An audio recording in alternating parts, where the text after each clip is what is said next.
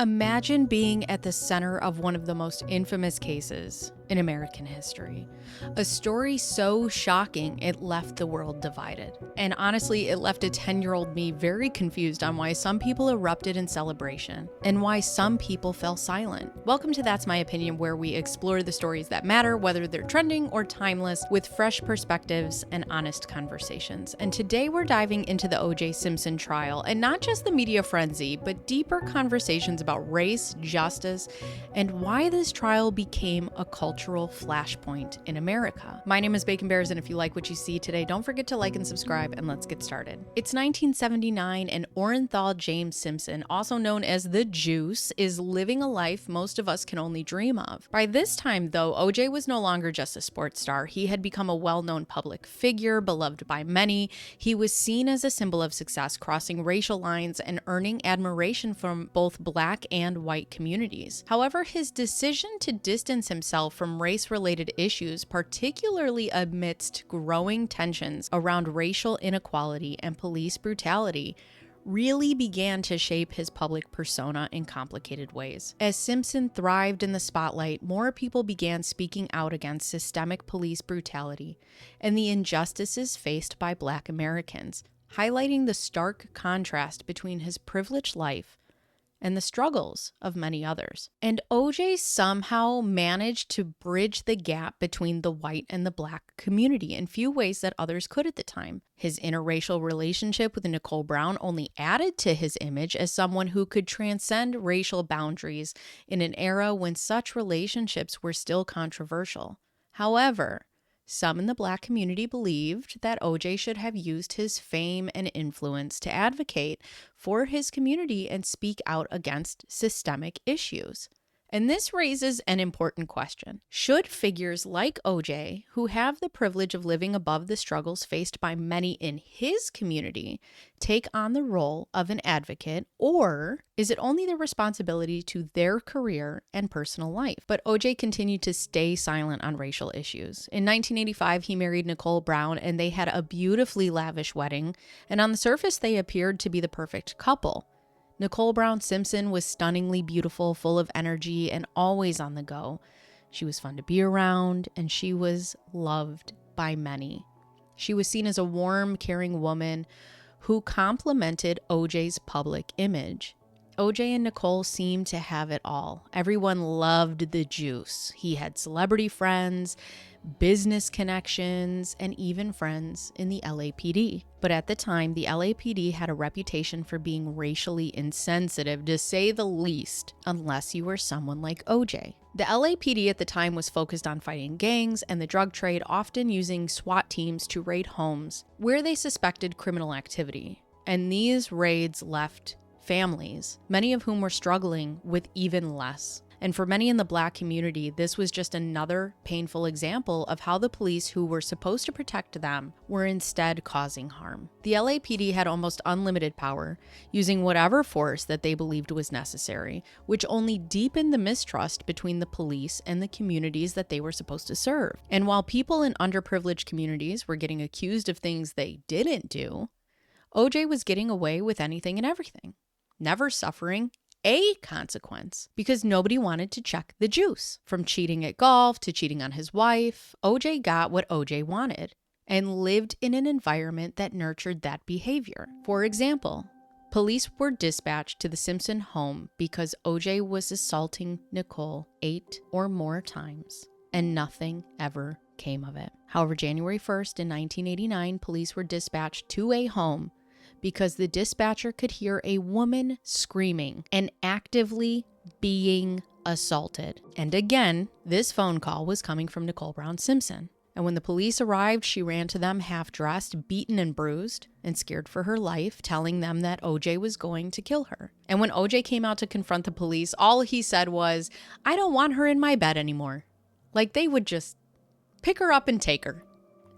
But the officer at the time wasn't having it, and he was going to arrest him for assault, which, good. So OJ goes inside to get dressed, and then he gets in his Bentley and he makes a run for it. So I guess the Bronco wasn't the first time. Eventually he would get in trouble for this event. I Yes, because Simpson then pleaded no contest to the charge and was sentenced to 120 hours of community service, 2 years probation, and a small fine. But polar opposite of OJ at the time, there is a long list of people in the Black community being assaulted, being killed, while the perpetrators are getting probation or even acquitted for their actions. And this was angrily fueling what would eventually become the LA riots. O.J. Simpson and the LAPD were eerily similar during this time, as they both had unchecked power, zero consequences, and a God complex. And sooner or later, that kind of environment is bound to come to a head. But even though people knew about the assault between O.J. and Nicole,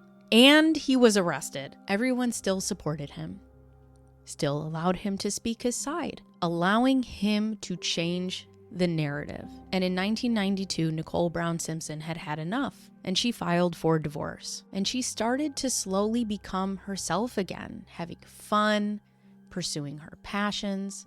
She felt a sense of freedom. She didn't have to dress a certain way. She didn't have to be a certain way, and she could just go back to being Nicole Brown. But this wouldn't stop OJ, because nothing stopped OJ. He would follow her, spy on her at her home in her most intimate moments, break into her home, and just never allow her the opportunity to breathe. And even though she had gone back and tried to work things out, enough was enough. And she was done for good.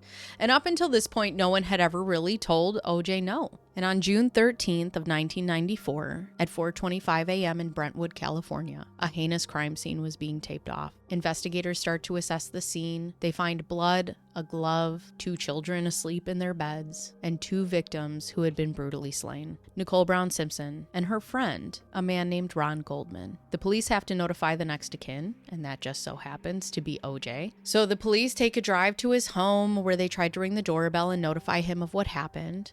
Well, there's another police officer who goes to the other side of the residence. There was a white Bronco sitting there with blood on the door, and as they investigate more around OJ's home, they find a second glove, a match to the one at the crime scene, which now makes OJ's home a crime scene. However, at this time, OJ is in Chicago and didn't return until the following Monday. But when he arrived to his Brentwood home, he was met by police and put into handcuffs. OJ was more than willing to talk to the police, because these were people who were friendly with him, and because he's never suffered any sort of consequences. These were people who had shown up when Nicole called, and they just gave him a stern talking to. He had a noticeable injury on his hand, but he said that he had just broken a glass, and the police take him in for questioning, but then they release him. And again, if he was any other Black man at this time, this would not have been the case. And the media goes wild, which is exactly what OJ didn't want. So he was going to willingly turn himself in to avoid press and try to keep things as quiet as possible. However, in OJ fashion, he would do what he wanted to do, and then this case would become bigger than anyone ever expected. June 17th, 1994, the LAPD was patiently waiting for OJ to come down and turn himself in. But OJ would never surrender. No. Instead, he would lead the police on a chase where they follow behind him almost like they're giving him a police escort somewhere, which was polar opposite from a man named Rodney King at the time, who led the police on a chase for mere minutes and was beaten to within an inch of his life. But eventually he stops, he's in his car with a firearm, but they try to negotiate to get him out. And the police now, because of years and history and just eons of racism and brutality, have caught themselves in a difficult position. On one hand, they had repeatedly shown the Black community through their actions that they were not allies. And on the other hand, they had O.J. Simpson, a high-profile Black man with evidence linking him to a horrific crime. And they had to handle the situation carefully to avoid scrutiny or accusations of racial bias. And yet, despite OJ's refusal to speak out about police brutality faced by his own community, many in the Black community were still hoping and praying that he, as a Black man, in an altercation with the police,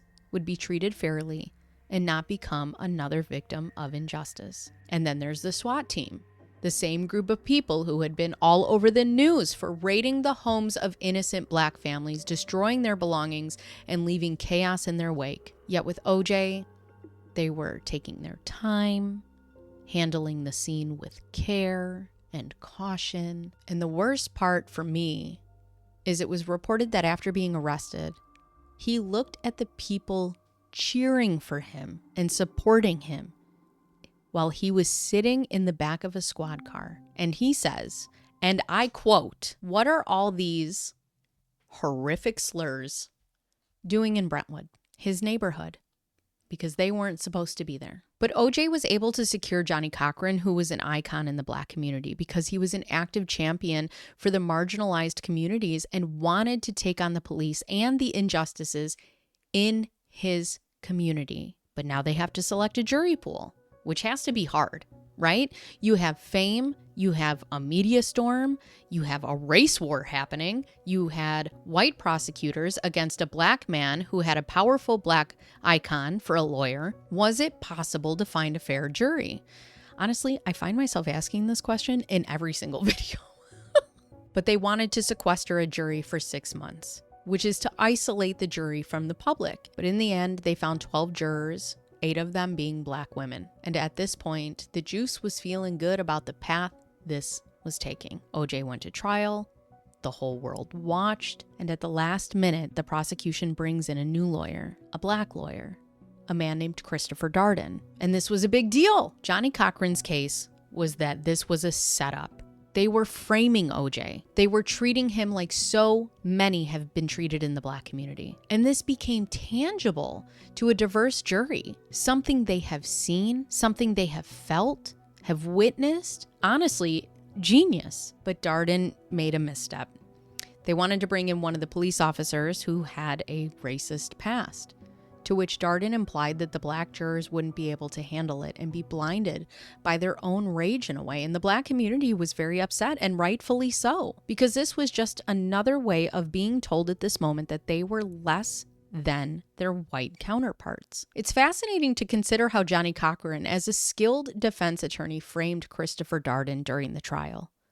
Cochran repeatedly painted Darden as a figure who served the interests of the white community, rather than standing in solidarity with the black community. This framing by Cochran had a powerful effect, tapping into the deep frustrations and mistrust within the black community, which had often seen individuals like Darden as representing systemic injustice rather than fighting against it. What's especially interesting to me, though, is how this mirrors the perception many in the black community had of OJ. OJ was often criticized for distancing himself from issues affecting black Americans, living a life of privilege, and not using his platform to advocate for his community. Cochran's strategy, intentional or not, cast Darden in a similar light, making him appear disconnected from the struggles that the black community faced. There's a point in the trial that they let the jurors go to O.J. Simpson's house, and his agent and his defense attorney admit to staging his home, taking down pictures of OJ with all of his white friends,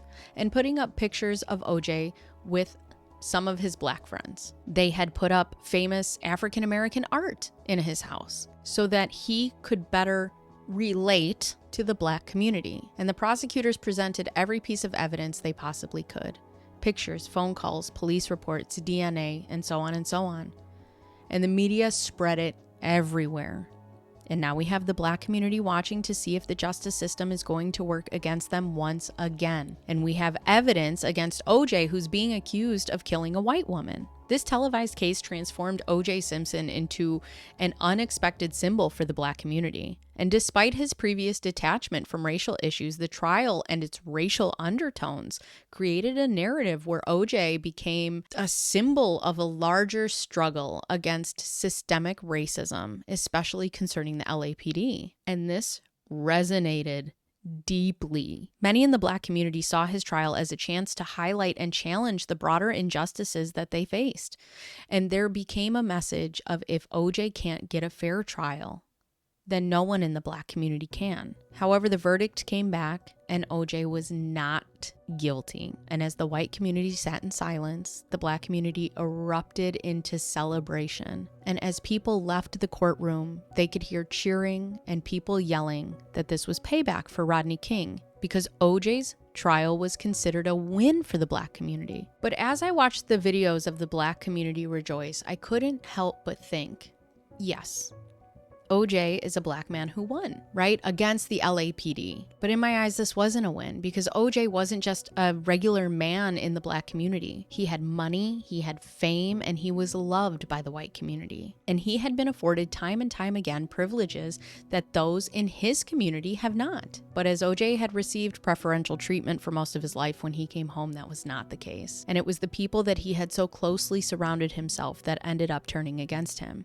And while O.J. Simpson was found not guilty in the eyes of the justice system, public opinion was divided. Many still believed that he was guilty, and they let him know it. Yet despite the controversy, O.J. became a star within a new community, the Black community. Ironically, this was a role he had every opportunity to embrace long before the trial. Consider cases like Eula May Love, who was shot and killed in her front yard in front of her children by police. Officers faced zero consequences. Her case could have been a rallying point for the Black community. Or Latasha Harlins, a 15-year-old girl who was shot and killed while shopping, where the woman who killed her only received probation. Her story could have been a pivotal moment for justice. And then there was Rodney King, brutally beaten by 4 officers who were later acquitted. But instead it was OJ, a man who later found himself liable in civil court for the deaths of Nicole Brown Simpson and Ronald Goldman, who became the symbol of a system's reckoning. The O.J. Simpson trial was a defining moment in American culture, representing far more than a high-profile murder case. It became a flashpoint for discussions on race, justice, celebrity, and media sensationalism. For many in the Black community, the not guilty verdict symbolized rare victory against a system historically seen as unjust and discriminatory. The media's relentless coverage turned it into a spectacle. Ultimately, the trial served as a mirror reflecting America's ongoing struggles with inequality, privilege, and the interplay between fame and accountability. In my next video, I'll be deep diving into the actual murder case and the OJ trial. If you liked what you saw here, don't forget to like and subscribe. My name is Bacon Bears, and that's my opinion.